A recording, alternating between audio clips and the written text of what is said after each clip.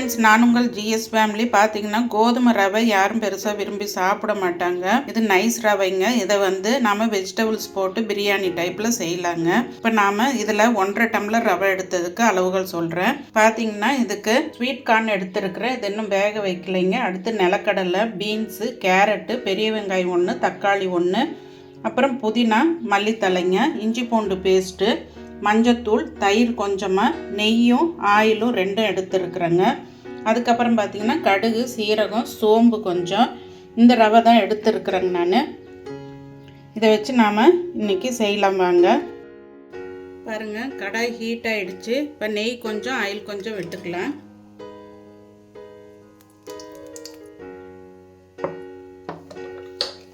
செய்ய ஆரம்பிக்கும் போது தண்ணி கொஞ்சம் சூடு பண்ணிக்கோங்க. அப்போ தான் டக்குன்னு செய்ய முடியும் ஸ்கூல் நேரங்களில்.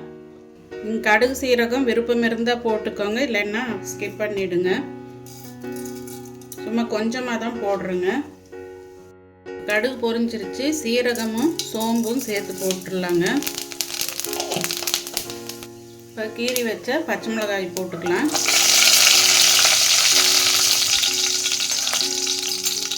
கரம் மசாலா வேணும்னா ஒரு சிட்டிகை போட்டுக்கலாங்க. இப்போ பெரிய வெங்காயம் அரிஞ்சு வச்ச கொண்டு போட்டுடலாம்.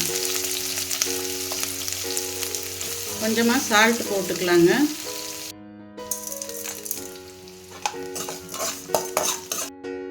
வதங்கிருச்சுங்க. இப்போ நாம் தக்காளியை போட்டுடலாம். இதுவும் நல்லா வதங்கி வரட்டும். இதோடவே நம்ம காய்கறிகள், ஸ்வீட் கார்ன்லாம் போட்டுக்கலாங்க.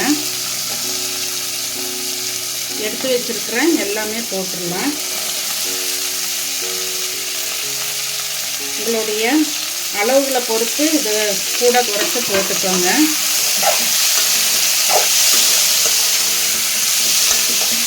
ஏன்னா ஏற்கனவே ரவை நம்ம கொஞ்சம் போட்டாலும் அதிகமாகும் வேக வைக்கும்போது. அதனால் வெஜிடபிள்ஸும் அதுக்கு தகுந்த மாதிரி நீங்கள் போட்டுக்கோங்க.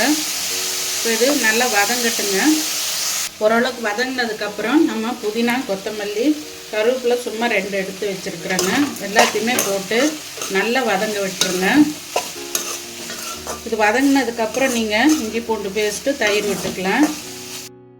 இப்போ எடுத்து வச்சுருக்கிற இஞ்சி பூண்டு பேஸ்ட்டு கொஞ்சமாக போட்டுக்கோங்க, நிறைய போட வேண்டாம். ஒரு 1/4 டீஸ்பூனுக்கு கூட போட்டுக்கலாம். தயிர் ஒரு 1.5 டீஸ்பூன் அளவு. மஞ்சத்தூள் சும்மா ஒரு சிட்டிகை அளவு போட்டுக்கோங்க.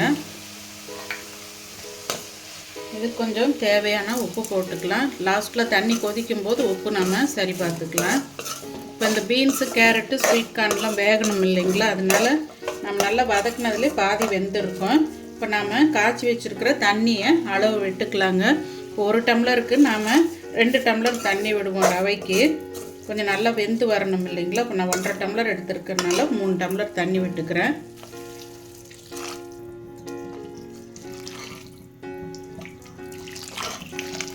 இப்போ இது கொதிக்கும் போதே நீங்கள் உப்பு சரி பார்த்துக்கோங்க.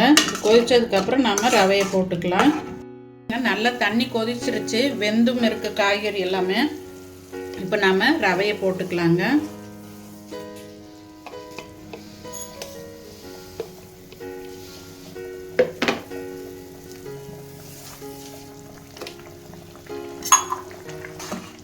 இதை நீங்கள் லிட்டு போட்டும் க்ளோஸ் பண்ணால் நல்லா ஸ்மூத்தாக சாஃப்டாக வெந்து வரும் எல்லாமே சேர்ந்து. கடைசியாக உங்களுக்கு தேவைப்பட்ட ஒரு 1/4 ஸ்பூன் நெய் மட்டும் விட்டிங்கன்னா நல்லா வாசமாக சூப்பராக இருக்குங்க. இப்போ நான் கொஞ்சம் குறைச்சி வச்சு லிட்டு போட்டு மூடிட போகிறேன். உப்பு சரி பார்த்துக்கோங்க. டிஷ்ஷு ரெடி ஆகிடுச்சான்னு பார்ப்போம். நல்லா சூப்பராக வாசனையோடு வந்திருக்குங்க. எல்லா வெஜிடபிளுமே நல்லா வெந்திருக்கு. இப்போ ஃபைனலாக நீங்கள் ஒரு 1/4 டீஸ்பூன் நெய் விட்டு இறக்கிக்கோங்க. கரம் மசாலா உங்களுக்கு வேணும்னா போட்டுக்கோங்க. ரொம்ப ஹெவியாக தெரியும், அதனால தான் நான் சோம்பு மட்டும் போட்டிருக்கிறேன், இஞ்சி பூண்டு பேஸ்ட்டும். இதே மாதிரி நீங்களும் ட்ரை பண்ணி பாருங்கள். ரொம்ப நல்லா இருக்குங்க டேஸ்ட்டு. சாப்பிடாத குழந்தைங்க கூட சாப்பிடுவாங்க. நல்லா ஸ்மூத்தாக இருக்குது பாருங்கள். பாருங்க, சூப்பராக ஹெல்த்தியான ஒரு டிஷ் ரெடி ஆகிடுச்சுங்க.